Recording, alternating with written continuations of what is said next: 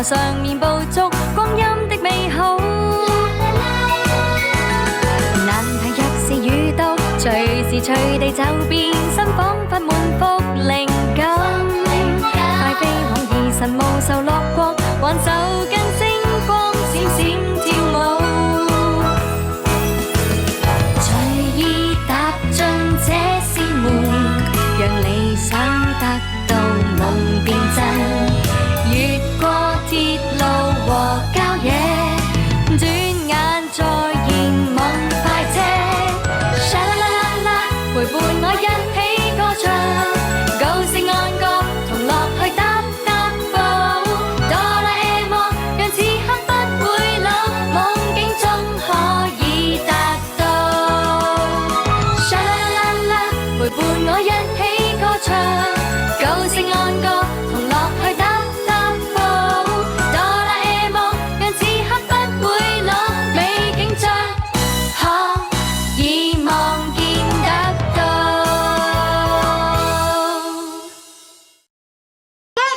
大雄嘅美食評論。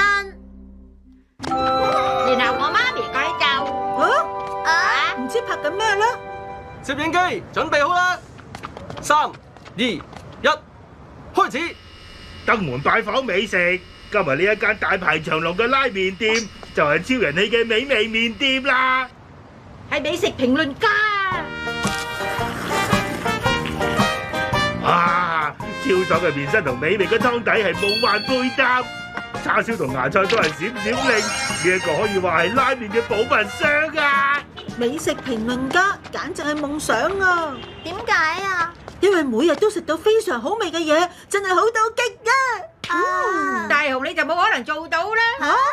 好似本少爺咁食慣好嘢先可以做到美食評論家㗎。我一樣可以做到㗎。原來係咁，佢咁講有啲過分喎。我有樣嘢好啱你用㗎，美食評論攝影機。係美食評論攝影機。當呢部攝影機拍攝緊嘅時候，任何人都會提供佢拿手嘅料理俾你㗎。真係嘅。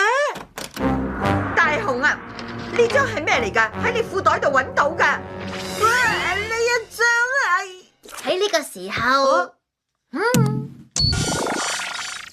媽媽擅長嘅料理就當然係熱香餅啦。即刻有請媽媽為我哋整啦。係，請等陣下。邊度有聲就將佢隨便食啦。係咁，大雄嘅登門拜訪美食開始。好啦，咁我唔客氣啦。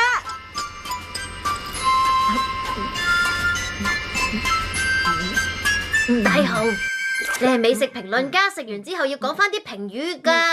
係喎。咁啊，係媽媽平時整嘅熱香餅。講下味道方面啦。味道有味道啊！味道好唔好？要表達得精彩啲啊！到底點樣講好呢？總之係熱香餅嘅味道。冇辦法啦，開頭仲未習慣。評論已經結束。嗱，哇，好犀利啊！仲有啊，呢部機仲有個好有趣嘅功能噶。撳咗呢個掣之後，係我啊！就可以將你嘅評論傳送到去電視俾大家一齊睇。香餅嘅味道。跟住你就試下拜訪呢家人啦。唔識嘅人嘅屋企都得嗎？預備開始。你好啊，我哋係大雄嘅登門拜訪美食啊！美食評論家竟然嚟咗我哋屋企啊！嚟啊，請入嚟啦！睇下，冇問題啦，係咪？真係喎！我擅長嘅料理係薯仔炆豬肉。我唔客氣啦。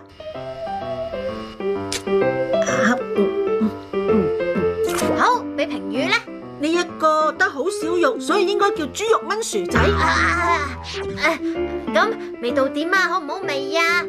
哇，係喎，咁樣薯仔嘅味道好好，同長時間炆過嘅豬肉味，簡直就係味道嘅。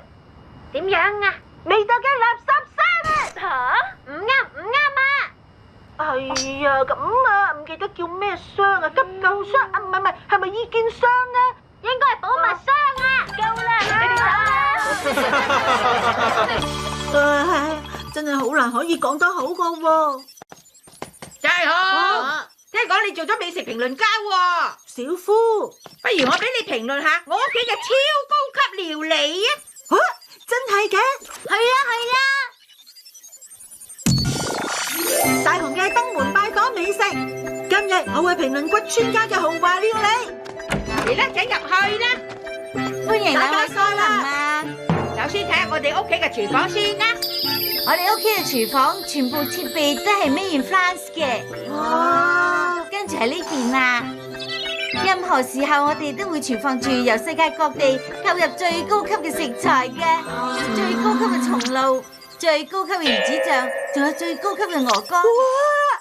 雖然好難抉擇整乜嘢，今日我就整請講下最新發售嘅杯麵味道到底係點樣嘅咧？呢果然好好味啊！你我早就想試食啦。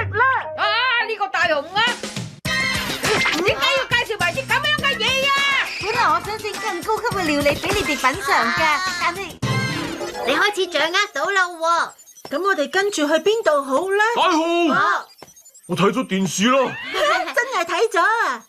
有事要你幫手啊！要幫手？唔通係胖虎幫？呢間咖喱店係我爸爸一個好朋友開噶，但係唔知點解冇生意，完全冇客人嚟幫襯。再咁樣嘅話，間咖喱店就要執笠噶啦。的確有問題啊！咖喱明明好味，但係就冇人知道。好，用大雄嘅美食評論令佢變成大受歡迎嘅店鋪啦！包喺我身上。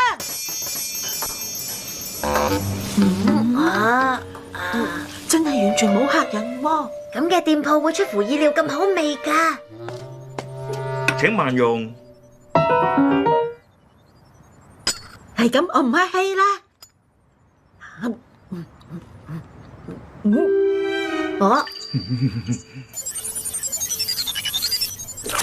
嚟啦，快啲講下啦，盡量評論下啦。好難食。係咪真㗎？大雄啊！咁真係。係咧。果然係咁。你老實講出嚟真係太好啦。係啦，不如試下食蛋糕啊，係為興趣而整嘅，雖然都唔會好味啦。唔會好味。試下啦。好味啊！柔和嘅甜味同 creamy 嘅嗰種口感，將個蛋糕樸素嘅外層打開之後，會傳嚟一陣非常高級嘅芳香味道。呢個簡直係甜品嘅寶物山啊！大雄啊，今次係最好嘅評論啦！好好味咁啊！好想食啊！係啦係啦！有咁嘅喜，我哋專登到蛋糕店，請大家排隊。係咯，好味喎！好味啊！神奇力量贈我乖仔的百寶，乖仔的百寶，同遊萬丈太空，銀河上面捕捉光陰的美好。但係若是遇到隨時隨地就